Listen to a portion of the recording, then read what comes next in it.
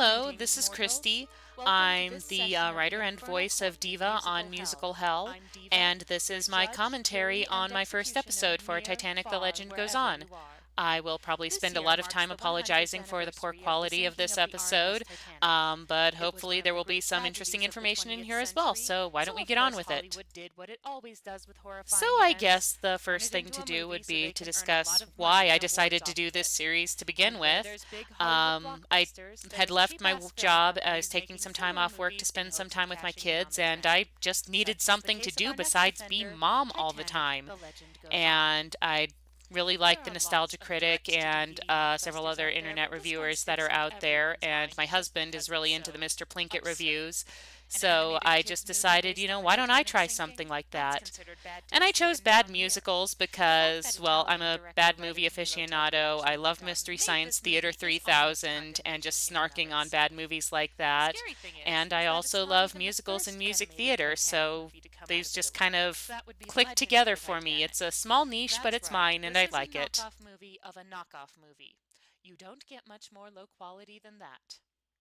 Oddly enough, So this bit where I talk about Jim Megan, who was a writer on a lot of Disney television series, being the creative consultant, I would probably cut this part if I were redoing this episode again now. I think it drags out the introduction a bit too long, and it's really kind of an odd thing to be talking about. I don't really think it adds a whole lot to the episode in retrospect, so that's the hindsight for you right there.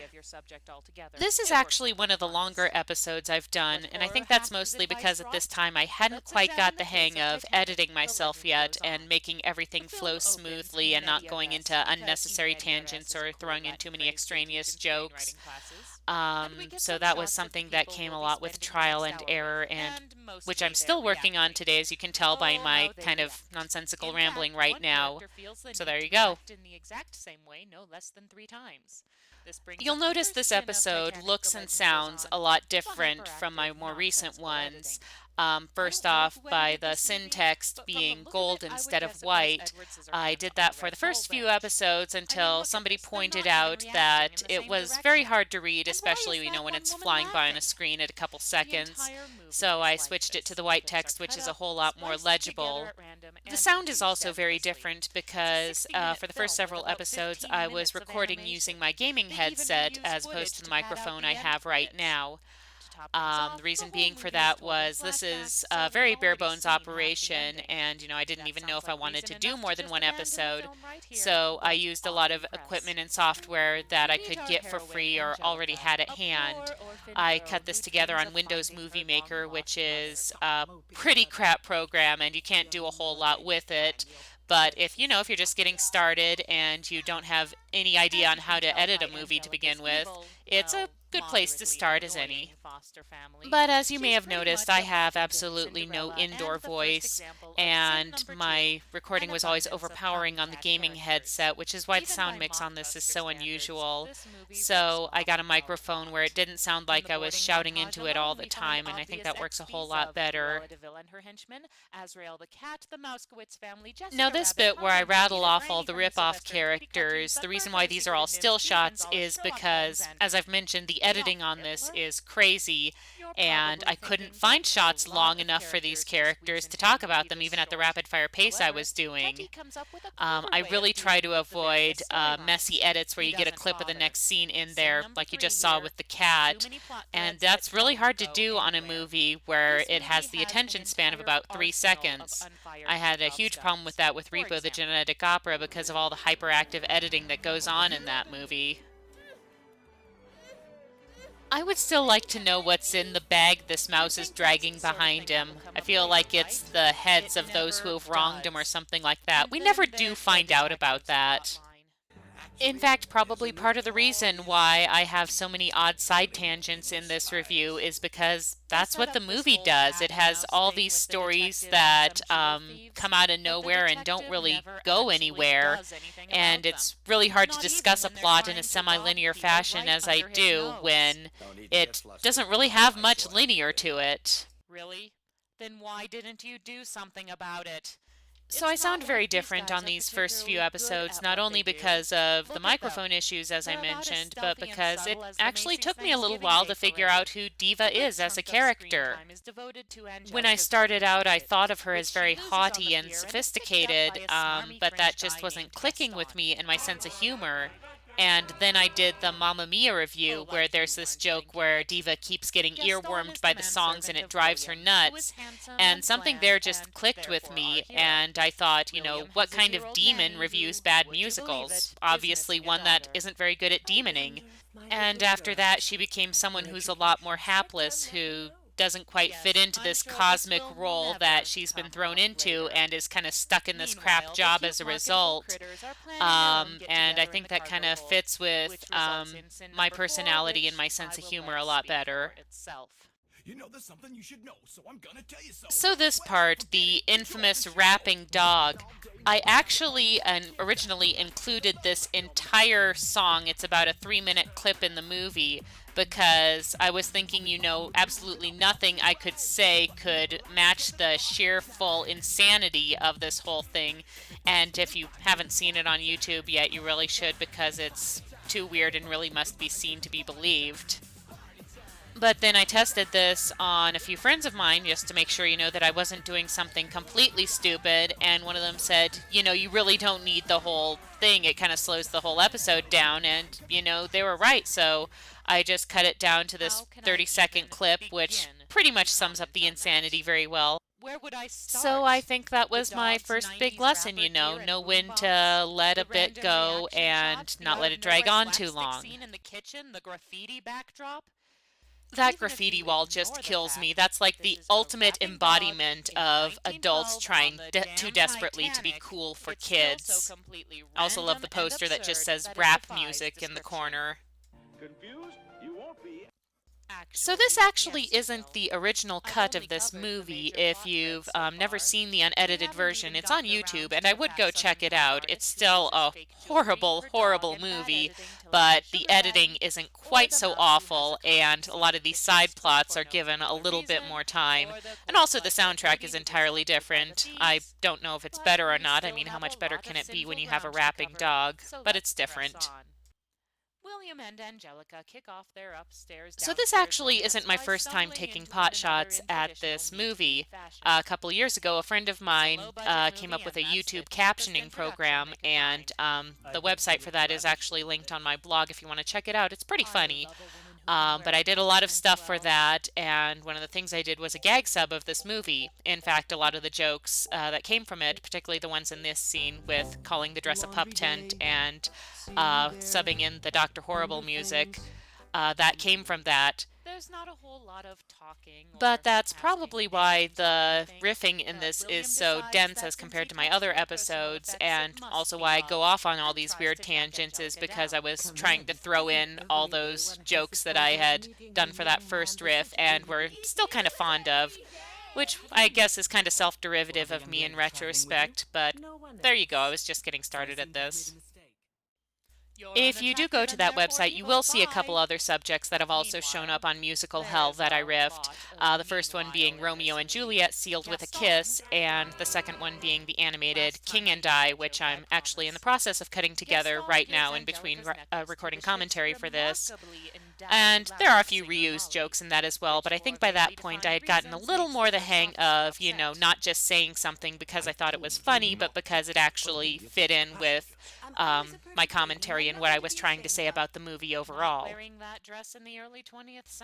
I think they're trying to indicate that the first officer has a thing for the singer and that he doesn't like all this attention she's getting from Gaston, and he's trying to sabotage that. But it's one of the 10 million things that the movie does not have enough time or skill to actually make clear. Now, when everybody thinks about this movie, they always think about the rapping dog scene, and the rapping dog scene is pretty bad, but I think these other two songs I might hate even more than this stupid rapping dog scene, because at least with the rapping dog, it's so weird and out there that you can still kind of laugh at it, but this song right here, Holding Me, it's just so bland and boring, and they keep reusing it and reusing it over and over again. There's even this one moment during the climax where the ship is going down and the soundtrack, has the ethereal female voice doing the woo bit, and she is still singing that stupid song. It's like she never shuts up. On the positive side, it does imply that the singer does go down with the ship, so there is that. Even by the standards of dull, vague love ballads. The problem Although, is that with it's those the flotation only devices that song she's packing, Molly maybe she knows, survived after and she all. performs it Seriously, some constantly. Italian animator This was thing indulging gets more himself way too reprises than much the with her theme body music of an there. Andrew Lloyd Webber show. And another example of a gag running on too long, I cut in too many samples of this song, which is in many ways as annoying as, having to sit through each one when you're watching the movie, so for that I apologize. More reused reaction shots. I am not exaggerating. Those last two shots of the stepsisters and the wicked stepmother, you see those like a half dozen times during that entire scene. It's insane. They have this one reaction for everything that happens. I will say, though, they are getting And of course they use the same backing track for this song as well. So the first time she's singing it with a piano, that's fine, but the second time she has this little chamber orchestra behind her and she's still singing with a piano. So figure that one out. And I don't know what it is with the lips on these characters. They both have these weird poofy lips and it's very distracting. And that was your completely random and out of nowhere comment for the commentary track, so there you go. Now this scene where Angelica's talking about William, she has this odd little speech where she talks about how she wants to raise a family because she never had one of her own. But she doesn't want to rush into anything because she's got her whole life ahead of her and stuff, and it's really the sort of thing that a woman in 1912 wouldn't be talking about, especially when her only prospects are waiting on her horrible foster family. It really bothers me when movies like this try to shoehorn modern values and messages onto characters where they really don't fit just for the excuse of having some kind of modern message. Like I mentioned, I'm doing The King and I right now. There's this one bit where the bad guy is plotting to slaughter the palace elephants for their ivory, and it really, serves no real purpose other than to say, killing elephants is evil and this guy is evil, and it is just so frustrating that they do that. But of course, the good guys are the ones who are always kind to animals, even mice, even though having mice in your food stores is a serious pain and potentially dangerous. One of these days I'm going to write a version of Cinderella where the heroine is friendly with the mice and ends up killing everybody through the bubonic plague. Keep an eye out for a locket lost by a very sweet person who's kind to animals. One of the other major differences in the unabridged version is that they go into a lot more detail about this party that the animals are planning and how they find the locket while they're going about getting the food and stuff for that. They also make a point of mentioning that the female Dalmatian is actually pregnant, and we do see her puppies at the end, but they don't mention it beforehand in the edited version. The babies just come out of nowhere, I guess. And of course, the first thing you should do before meeting your true love is kiss a diseased-filled rodent. And not a moment too soon, for young William is pining away for his beloved. And I've just noticed his tie is sitting really high on his neck. I don't know how he gets it that way unless it's like a clip-on or something. I'm pretty sure his and I just love how they go through like their entire 30-second relationship and try to make a huge romantic flashback out of that. I will say though that that dress that they have her wear for this big scene is pretty gorgeous. That looks like something I would like to wear if I had like the skill and body to show it off. It actually took me a couple of times to get this, but there's this scene where Angelica goes and asks the first officer about her missing locket, and he has this reaction where he obviously realizes that it's the same locket that Gaston gives to the singer. So yeah, he knew where it was the whole time, and he was just waiting for this moment so he could embarrass Gaston in front of his girlfriend. So yeah, he's an asshole. And there is a grammatical error in this freeze frame that's coming up that I didn't notice until I was just watching through this again just now. So if you're really bored and have way too much time on your hands, you can pause the video in a couple seconds and have a look for it. Me to think of all the things I could say that might prove him wrong. So I mentioned I did this and about my first dozen or so videos on Windows Movie Maker, which, again, if you're just getting started out and you don't know if you want to spend a whole lot of time and money on this whole movie making thing, it's not a bad place to start. But it does have several drawbacks, and one of the drawbacks is that its captioning feature is pretty crummy. But while I was editing this together, I discovered that I couldn't make a whole screen full of text in Windows Movie Maker the way I wanted to, and so I ended up having to do a still capture of that scene and then just put all the text over the picture and insert it in there and edit it together as best I can, and it actually turned out a lot better than I expected. Number 6, Mucho Gusto. Oh, this song. This song really drives me up the wall, in no small part because of the really bad Spanish in it. Mucho gusto generally means basically the equivalent of pleased to meet you. So when they say will fiesta with mucho gusto, they're saying will fiesta with pleased to meet you, which makes absolutely no sense whatsoever.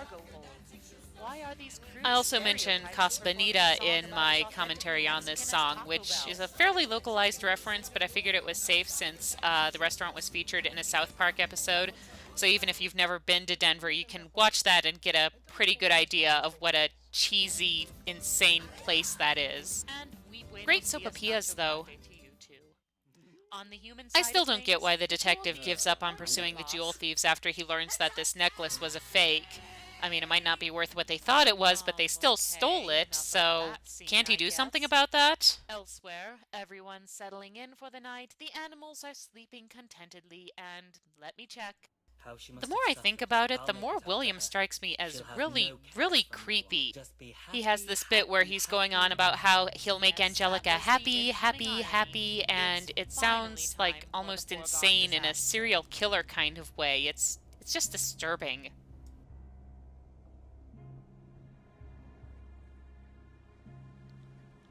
So now you're going to try. If you're a fan of So Bad It's Good movies, and if by some chance you haven't seen this one, I do recommend it, if only for the entire crash sequence, because it gets so insanely and hilariously bad with the stock footage and the reacting and the not wanting to wake up the kids in the event of an emergency. It's just wonderfully and hilariously terrible. We're all gonna die! It's probably nothing. And I love how fast things go south on the ship. It's like the entire thing is made out of tin foil. The lady with the green hat walking in place and William's power walk are probably my two favorite bits of bad animation in this movie, along with the aggressively cockney Christopher Eccleston guy here. Turn down the cockney a click, will you? And speaking of reused footage, that one shot of the lifeboat that's used like about a half dozen times, and if you look you can actually see the characters that are still on the ship, they're actually on that boat. It's ridiculous. Along with this stupid bit of the jewel thieves struggling to get onto the boat with the old lady and her jewelry box so they can steal it. That's completely pointless because, I mean, you know, what are you going to do with the jewels? You're on a lifeboat. It's not like you can hide them anywhere or anything. I have no idea where they thought they were going with that. I also have no idea why I used a wipe there just now. I was just fiddling around with Windows settings, seeing what I could do with it, I guess. One of the disadvantages of the uncut version of this is that it does have a lot more repeated dialogue. Like the first officer just had that bit where he says, "Don't make me resort to violence." He actually says that twice in a row, and you can tell it's the exact same sound clip. William McMaster Murdoch. Like most of the crew, he went down with the ship. Now, when I did this episode, as I mentioned, it was really low budget, even more so than I am now. I didn't even have a DVD ripper at the time, so any film clips I used I had to get off the internet, which is actually why I use so few film clips in here. It's mostly stuff from the movie. But this bit from the live-action Titanic, that was actually taken from a Spanish dub of the movie, because it was the only one I could find online. But not long after that, I did get some ripping software, and that really expanded my resources as far as getting film clips goes. Is, to put it lightly, a jerk. Oh god, the first officer, I really hate this character, and not because he's a jerk, although he is a jerk, but just because they're so heavy-handed about how nasty he is, and he doesn't really have any purpose behind it. He just is mean for the sake of it. And I think that's really bad writing. Even in a kid's movie, the antagonist really needs to have some reason for being the way they are, other than, just to be a pain in the neck for the heroes. The real first officer of the Titanic, William McMaster Murdoch, there's some interesting things going on there. On the one hand, he was in charge of the bridge when the ship hit the iceberg, so he may have had some bad judgment calls there that led to the disaster. But on the other hand, he did, as I said in the review, he did help evacuate a lot of people on the ship, and a lot of the survivors were evacuated through his efforts. So he did make up for it, I think, at the end, if he did make some mistakes there. The first officer in this movie is actually called Stockard, so it's clearly not the same guy, although the captain, they obviously modeled him on Captain Smith, so I don't know why they just invented this other crew member just for the purposes of him being a jerk. I hope you understand that neither I nor your father wanted to give you up. Now this part is really confusing. Even in the unabridged version, the nanny/mother mentions that the evil foster family who took Angelica, they went away and the only message she got from them was a bank account where she was supposed to deposit the child support. And I don't know why this obviously wealthy family is trying to get child support from this woman who's obviously a whole lot poorer than they are. I mean, the few dollars that she can send them can't really be making that much of a difference. So I really don't know why they included that, other than to indicate that the stepmother was greedy, which we knew anyway. What sort of a sailor are you that you're afraid of falling in the water? I'm sorry, that is just the stupidest attempt to shame the bad guy I've ever heard. Of course he's afraid of falling in the water. The ship just sunk. And it is an interesting moral dilemma. Do you go back and try to help the people in the water and risk the boat tipping over and everybody dying, or do you just leave them to their fates? It's a very difficult issue that's nowhere near as black and white as they try to make it out to be in this movie, obviously.